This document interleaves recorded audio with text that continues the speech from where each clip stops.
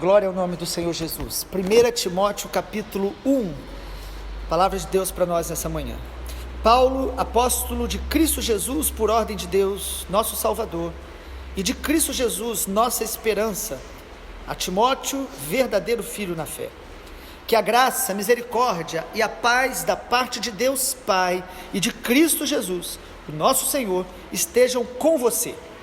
Quando eu estava de viagem rumo à Macedônia, pedi a você que ainda permanecesse em Éfeso para admoestar certas pessoas, a fim de que não ensinem outra doutrina, nem se ocupem com fábulas e genealogias sem fim. Essas coisas mais promovem discussões do que o serviço de Deus na fé. O objetivo desta admoestação é o amor que procede de um coração puro, de uma boa consciência, de uma fé sem hipocrisia. Algumas pessoas se desviaram destas coisas e se perderam em discussões inúteis, pretendendo passar por mestres da lei, não compreendendo, porém, nem o que dizem, nem os assuntos sobre os quais falam com tanta ousadia. Sabemos que a lei é boa se alguém se utiliza dela de modo legítimo, tendo em vista que não se promulga lei para quem é justo, mas para os transgressores e rebeldes, para os ímpios, pecadores, para os iníquos e profanos, para os que matam o pai, a mãe, os homicidas, para os que praticam a imoralidade, para os que se entregam a práticas homossexuais, para os sequestradores, para os mentirosos, para os que fazem juramento falso e para tudo o que se opõe à sã doutrina, segundo o evangelho da glória do Deus bendito, do qual fui encarregado. Dou graças a Cristo Jesus, nosso Senhor, que me fortaleceu e me considerou fiel, designando-me para o ministério. A mim, que no passado era blasfemo, perseguidor, insolente, mas eu alcancei misericórdia, pois fiz isso na ignorância, na incredulidade. Transbordou, porém, a graça de nosso Senhor, com a fé e o amor que há em Cristo Jesus. Esta palavra é fiel e digna de toda aceitação, que Cristo Jesus veio ao mundo para salvar os pecadores, dos quais eu sou o principal. Mas por esta mesma razão foi concedida misericórdia, para que em mim, que sou o principal pecador, Cristo Jesus pudesse mostrar a sua completa longanimidade, e eu servisse de modelo para todos os que hão de crer nele para a vida eterna. Assim, ao Rei eterno, imortal e invisível, Deus único, honra e glória para todos sempre. Amém. Esta é a admoestação que faço a você, meu filho Timóteo, segundo as profecias que anteriormente foram feitas a respeito de você, que firmado nelas, você combata o bom combate, mantendo a fé e a boa consciência, porque alguns, tendo rejeitado a boa consciência, vieram a naufragar na fé. Entre esses estão Himeneu e Alexandre, os quais entreguei a Satanás, para serem castigados, a fim de que aprendam a não blasfemar. Glória ao nome do Senhor Jesus. A epístola de Paulo, a carta de Paulo a Timóteo e a Tito, estão entre as chamadas cartas pastorais. Ele escreveu cartas às igrejas, mas Timóteo e Tito eram pastores, líderes de igrejas, e nós queremos estudar essas três cartas em sequência, com o propósito de discernir o chamado de Deus e o propósito de Deus para a nossa vida. Como cumprir o chamado e o propósito de Deus para a nossa vida. Parece que hoje a grande crise das pessoas é não viver com um propósito, ou às vezes o propósito que você está vivendo não é um propósito de Deus. Nós precisamos entender e cumprir os propósitos de Deus na nossa vida. Deus nos criou para o louvor da sua glória. Deus criou cada um de nós com um propósito, com missão, com vocações específicas, com chamado específico, e eu quero trabalhar a partir dessas cartas de Paulo a esses pastores, esse entendimento de como nós cumpriremos o nosso chamado, ou como nós cumpriremos os propósitos de Deus na nossa vida. É muito interessante ver Paulo escrevendo a este filho espiritual, ele chama Timóteo assim, um filho ministerial. Timóteo, os irmãos devem lembrar, lá em Atos, ele já era alguém temente a Deus, a sua avó e a sua mãe eram cristãs. Na segunda carta de Paulo a Timóteo, ele deixa claro isso, E mesmo sendo um homem que já era temente a Deus, o apóstolo Paulo o toma para discipulá-lo, para ensiná-lo, para caminhar junto. Nós precisamos disso, de pessoas que sejam referência para nos instruir, nos discipular, nos edificar. Isso vai colaborar e cooperar para os propósitos de Deus na nossa vida. Vai destrancar muitas vezes a nossa vocação, os nossos dons, através de um discipulado. E olhando para essa carta, a gente vai aprendendo com os conselhos de Paulo a esse jovem pastor Timóteo, verdades de Deus, princípios de Deus, para que a nossa vida cumpra o propósito, cumpra o chamado. Sobretudo, aqui nesse contexto, Timóteo estava pastoreando a igreja de Éfeso. Ele ficou lá algum tempo, cuidando da igreja de Éfeso, deixado ali por Paulo. Uma igreja com muita graça de Deus, mas também num contexto cultural muito difícil. Lendo Atos, você sabe que Éfeso era um lugar onde a idolatria era terrível, a feitiçaria era terrível. Ali tinha o grande templo de Artemis ou Diana, os nomes distintos da mesma deusa que era adorada em toda a Ásia Menor. Éfeso ficava na Ásia Menor, onde hoje é atualmente Turquia, e Timóteo estava ali pastoreando. E essa era a vocação dele, esse era o chamado de Timóteo. E mesmo que você e eu não tenhamos um chamado tão específico para pastorear, para ser um presbítero, um diácono, todos nós temos um propósito, ou propósitos de Deus para cumprir. E os conselhos de Paulo a esse pastor servem para todos nós.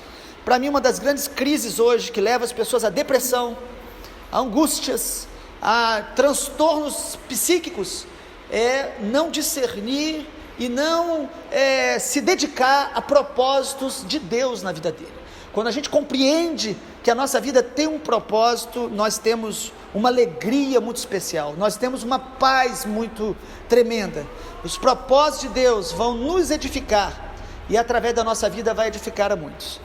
Olhando para esse texto, nós precisamos entender que Timóteo conhecia a Deus, Timóteo conhecia o seu chamado, mas mesmo assim, mesmo sabendo que o chamado de Deus e o propósito era maravilhoso, ele tinha desafios terríveis, desafios tremendos, desafios na vida pessoal e desafios no ministério.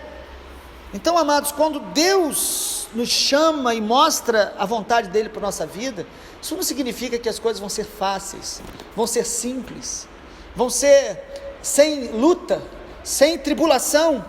Então, no mundo, nós teremos aflições, e para cumprir propósitos, nós também enfrentaremos desafios. E aí no capítulo 1, qual é o conselho de Deus para que a gente cumpra o nosso chamado ou propósito? No capítulo 1 de 1 Timóteo, eu quero destacar que Deus nos chama a combater o bom combate. Esse é o chamado de Deus. A vida com Deus é um caminho de relacionamento, de amor, de aliança com Ele. A vida com Deus é um caminho de muitas alegrias, onde a gente vê a graça de Deus, a bondade de Deus, a misericórdia de Deus. Mas andar com Deus não nos isenta dos grandes desafios. E cumprir a vontade de Deus envolve combater, lutar, envolve enfrentar algumas armadilhas, enfrentar alguns inimigos, enfrentar alguns obstáculos que nós vamos precisar ter maturidade e consciência para a gente vencer. E eu quero compartilhar com os irmãos o que Paulo fala a esse jovem pastor, como combater o bom combate. Primeiro, nós precisamos rejeitar as falsas doutrinas. Nós precisamos lutar contra as falsas doutrinas. Basta os irmãos olhar do versículo 2 ao versículo 7, que Paulo já começa a carta dele para Timóteo, dizendo o seguinte, olha, versículo 3, pelo menos, ele diz o seguinte: certas pessoas estão aí, e eu escrevo a você para que elas não ensinem outra doutrina. No versículo 4 ele diz: não se ocupem com fábulas, genealogias sem fim. Essas coisas só trazem discussão, mas não promovem o serviço da fé. Amado, grande parte das cartas apostólicas do Novo Testamento foi para combater falsa doutrina. Hoje nós não podemos nem falar de falsa doutrina, que as pessoas já ficam todas preocupadas sobre o que nós vamos falar, porque a gente vive a era do politicamente correto. Amado, nós precisamos rejeitar as falsas doutrinas, rejeitar na nossa vida, rejeitar na maneira que a gente vive, Porque você pode estar na igreja que prega a verdade, mas você crê em doutrinas falsas, você crê em coisas que não estão na Bíblia. O que é uma falsa doutrina? Toda doutrina que não tem fundamento bíblico. Fundamento bíblico não é apenas um versículo para justificar aquela doutrina. Doutrina é aquilo que foi ensinado por Jesus, praticado pelos apóstolos. Isto é doutrina. O resto pode ser cultura, pode ser às vezes até algumas verdades bíblicas que dentro de um contexto era revelado para o povo de Israel, mas doutrina é o que Jesus ensinou e os apóstolos praticaram. Todos nós temos uma cultura, e às vezes a gente acredita no que a cultura nos ensinou, uma cultura às vezes até mesmo evangélica, que faz a gente acreditar às vezes em coisas que a Bíblia não fundamenta. Amados, se você quer vencer, cumprir o propósito de Deus, trave uma luta contra tudo aquilo que não é bíblico, creia no que a Bíblia diz, seja o mais literal possível, ame a palavra de Deus. Paulo está falando para um pastor que conhecia a Bíblia, para um pastor instruído. Ele diz: olha, não deixe ensinar essas falsas doutrinas. O contexto aqui nos parece ser os judeus que queriam trazer debates, trazendo coisas da lei e coisas da antiga aliança, genealogias, para poder gerar debates que não levavam a lugar nenhum. Mas tem discussões que não vão nos levar a lugar nenhum. Você entra às vezes na internet e às vezes você entra em alguns vídeos onde o que se fala ali apenas traz especulação, apenas traz confusão, apenas traz às vezes fala o que as pessoas querem ouvir. Como hoje a igreja está sendo bombardeada pelas falsas doutrinas, doutrinas que enfatizam a prosperidade em detrimento da integridade cristã, doutrinas que enfatizam superstições, misticismos, e as pessoas acreditam porque elas dizem: mas alguém acreditou e deu certo, mas a pessoa que falou é uma pessoa de Deus, porque ela faz milagres. Amado, a Bíblia diz que no final dos tempos essas coisas se multiplicariam. Você quer vencer o bom combate? Se firme na palavra de Deus, se encha da palavra. Segundo lugar, nós vamos vencer, nós vamos lutar o bom combate reconhecendo a graça de Deus sobre a nossa vida. Olha o que Paulo diz no versículo 12 até o 17, ele fala: ó, dou graças a Deus, porque Ele me fortaleceu, me considerou fiel, a mim que no passado era blasfemo, perseguidor, insolente. Sabe o que Paulo está dizendo aqui? Timóteo, eu estou escrevendo a você, não que eu seja alguém autossuficiente, eu só estou escrevendo, eu só sou hoje um apóstolo, eu só estou hoje colaborando com a obra de Deus, porque a graça de Deus me alcançou. É graça, não é mérito. Sabe como que a gente vence as lutas para cumprir o propósito de Deus? Entendendo que a graça de Deus sempre vai nos capacitar para fazer a vontade de Deus. A graça de Deus sempre vai te capacitar para cumprir o propósito de Deus. Para cada propósito existe graça de Deus para nos fortalecer.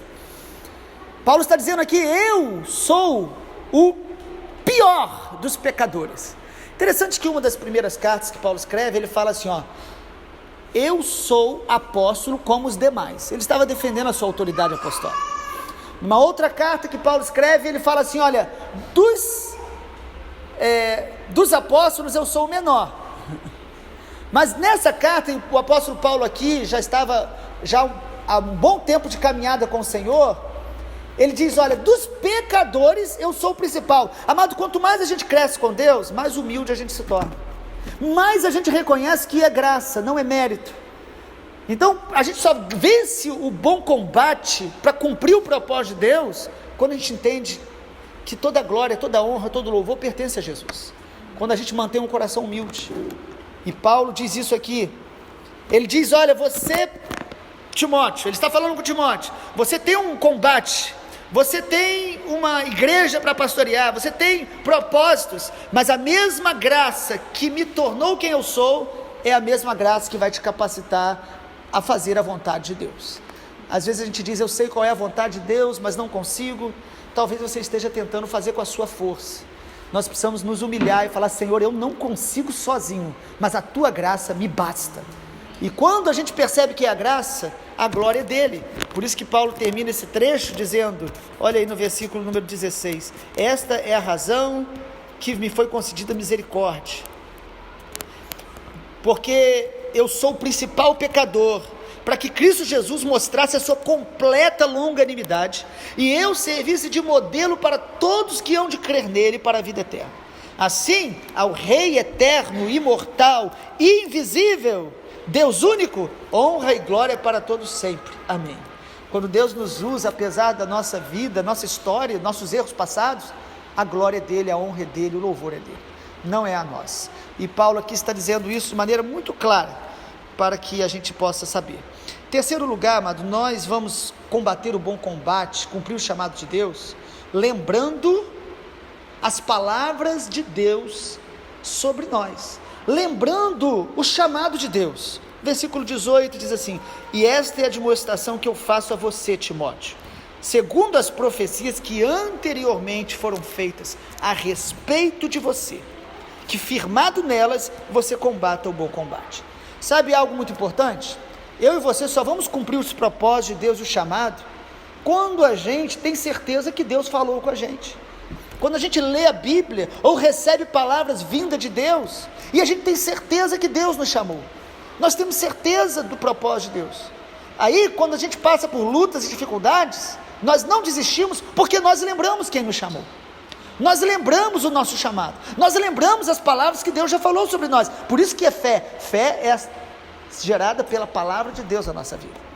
Quando a gente vê hoje tantos pastores, líderes e crentes se afastando do caminho do Senhor, e as desculpas são as mais variadas: decepção, traição, cansaço, frustração. Amado, lembre que quem te chamou foi o Senhor. Lembre as palavras que Deus já falou a teu respeito. Paulo teve que falar isso para um jovem pastor, no primeiro século da igreja. Lembre, Timóteo, as palavras que foram lançadas sobre a tua vida profeticamente. Se você lembrar, você vai lutar o bom combate firmado nelas. Nós não lutamos e vencemos pelas circunstâncias, pelo apoio de pessoas, ou pelo fruto, pelo resultado. Às vezes nós vamos fazer a obra de Deus sem ver resultado, mas convicto que Deus nos chamou. Sabe, para mim está faltando mais convicção de chamado na vida da igreja, no geral. Nós precisamos fazer isso, lembrar isso. Deus nos chamou. Eu me lembro quando eu estava com 2 anos de vida em Cristo, convertido ao Senhor Jesus, que o meu pastor me chamou, orou por mim e disse: Deus me falou o teu chamado, mas eu não vou te falar. E eu fiquei muito feliz com aquilo. Eu sei que a maioria ficaria frustrada.